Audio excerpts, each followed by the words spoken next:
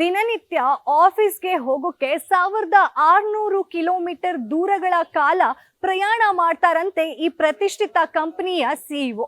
ಇಷ್ಟಕ್ಕೂ ಆ ಸಿಇಒ ಯಾರು, ಇವ್ರ್ಯಾಕೆ 1600 ಕಿಲೋಮೀಟರ್ಗಳ ಕಾಲ ಪ್ರಯಾಣ ಮಾಡಬೇಕು, ಇದೆಲ್ಲ ಪ್ರಶ್ನೆಗಳಿಗೆ ಉತ್ತರ ಈ ವಿಡಿಯೋದಲ್ಲಿ ನೋಡೋಣ. ಅಮೆರಿಕದ ಪ್ರತಿಷ್ಠಿತ ಕಾಫಿ ಹೌಸ್ ಆಗಿರುವಂತಹ ಸ್ಟಾರ್ಬಕ್ಸ್ ಬಗ್ಗೆ ನಮ್ಗೆಲ್ರಿಗೂ ಗೊತ್ತೇ ಇದೆ. ಒಂದಲ್ಲ ಒಂದ್ಸಲ ಆದ್ರೂ ನೀವು ಸ್ಟಾರ್ಬಕ್ಸ್ಗೆ ಹೋಗೇ ಇರ್ತೀರ.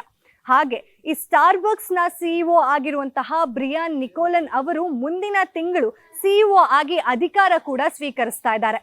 ಇವರು ದಿನಕ್ಕೆ 1600 ಕಿಲೋಮೀಟರ್ಗಳ ಕಾಲ ಆಫೀಸ್ಗೆ ಅಂತ ಹೇಳಿ ಪ್ರಯಾಣ ಸಾಗಿಸ್ತಾ ಇದ್ದಾರೆ.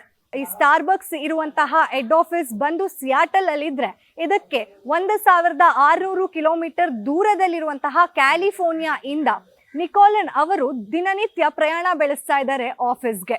ಇನ್ನು ಇವರು ಓಡಾಡೋದಿಕ್ಕೆ ಅಂತ ಹೇಳಿನೇ ಸ್ಟಾರ್ಬಕ್ಸ್ ಕಂಪನಿಗೆ ಒಂದು ಅರ್ಜಿನ ಕೂಡ ಹಾಕಿರ್ತಾರೆ. ಆ ಅರ್ಜಿಯಲ್ಲಿ ಏನಿರುತ್ತಪ್ಪ ಅಂತಂದ್ರೆ, ನನಗೆ ಓಡಾಡೋದಿಕ್ಕೆ ವಿಮಾನ ವ್ಯವಸ್ಥೆ ಬೇಕು ಅಂತ ಹೇಳಿ. ಅದಕ್ಕೆ ಸ್ಟಾರ್ಬಕ್ಸ್ ಕಂಪನಿ ಒಪ್ಪಿ ವಿಮಾನದ ವ್ಯವಸ್ಥೆ ಕೂಡ ಮಾಡಿಕೊಟ್ಟಿದೆ. ಇನ್ನೂ ಇವ್ರಿಗೆ ಅಡ್ವಾಂಟೇಜಸ್ ಜಾಸ್ತಿ ಇದೆ ಈ ಸ್ಟಾರ್ಬಕ್ಸ್ ಕಂಪನಿಯ ಸಿಇಒಗೆ. ಏನಪ್ಪ ಆ ಅಡ್ವಾಂಟೇಜಸ್ ಅನ್ನೋದಾದ್ರೆ, ಪ್ರತಿ ವರ್ಷ ವೇತನ ಅಂತ ಹೇಳಿ ಇವರಿಗೆ 13.42 ಕೋಟಿ ರೂಪಾಯಿಗಳನ್ನ ಕೊಡ್ತಾರೆ. ಇನ್ನ 30 ರಿಂದ 60 ಕೋಟಿ ರೂಪಾಯಿನ ನಗದು ಬೋನಸ್ ಆಗಿ ಪ್ರತಿ ವರ್ಷ ನೀಡ್ತಾರೆ. ಇನ್ನೂ ಹೆಚ್ಚಿಗೆ ಹೇಳೋದಾದ್ರೆ 192 ಕೋಟಿ ಪ್ರತಿ ವರ್ಷದ ಶೇರ್ ಅಲ್ಲಿ ಇವರು ಅರ್ಹರಾಗಿದ್ದಾರೆ. ಏನಕ್ಕಪ್ಪ ಇಷ್ಟೊಂದೆಲ್ಲ ಫೆಸಿಲಿಟೀಸ್ ಅನ್ನೋದಾದ್ರೆ, ನಮ್ಗೆಲ್ರಿಗೂ ಗೊತ್ತಿರೋ ಹಾಗೆ ಈ ಸ್ಟಾರ್ಬಕ್ಸ್ ಅನ್ನೋದು ಅಮೆರಿಕ ಹಾಗೆ ಚೀನಾದಲ್ಲಿ ಸಾಕಷ್ಟು ಒಳ್ಳೆ ಸಕ್ಸಸ್ ಅನ್ನ ಕಂಡಿದೆ. ಇಲ್ಲಿ ಸೇಲ್ಸ್ ಕೂಡ ಜಾಸ್ತಿ. ಸ್ಟಾರ್ಬಕ್ಸ್ಗೆ ಆದಂತಹ ಒಂದು ಬ್ರ್ಯಾಂಡ್ ವ್ಯಾಲ್ಯೂ ಕೂಡ ಈ ಅಮೆರಿಕ ಹಾಗೂ ಚೀನಾದಲ್ಲಿದೆ. ಅದೇ ನಮ್ಮ ಭಾರತಕ್ಕೆ ಬಂದ್ರೆ ಇದು ಒಂದು ಸ್ವಲ್ಪ ಕಮ್ಮಿ ಇದೆ.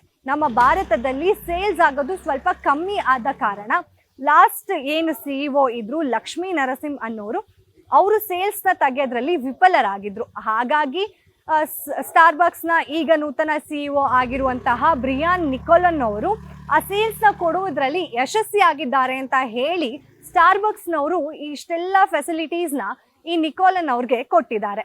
ನೋಡಿದ್ರಲ್ಲ, ಇದಾಗಿತ್ತು ಇವತ್ತಿನ ಸ್ಪೆಷಲ್ ಸ್ಟೋರಿ. ನೋಡ್ತಾ ಇರಿ ಗ್ಯಾರಂಟಿ ನ್ಯೂಸ್. ಕ್ಯಾಮ್ರಾಮ್ಯಾನ್ ಯುವರಾಜ್ ಜೊತೆ ಚಂದನ. ಗ್ಯಾರಂಟಿ ನ್ಯೂಸ್, ಸುದ್ದಿ ಖಚಿತ, ನ್ಯಾಯ ನಿಶ್ಚಿತ.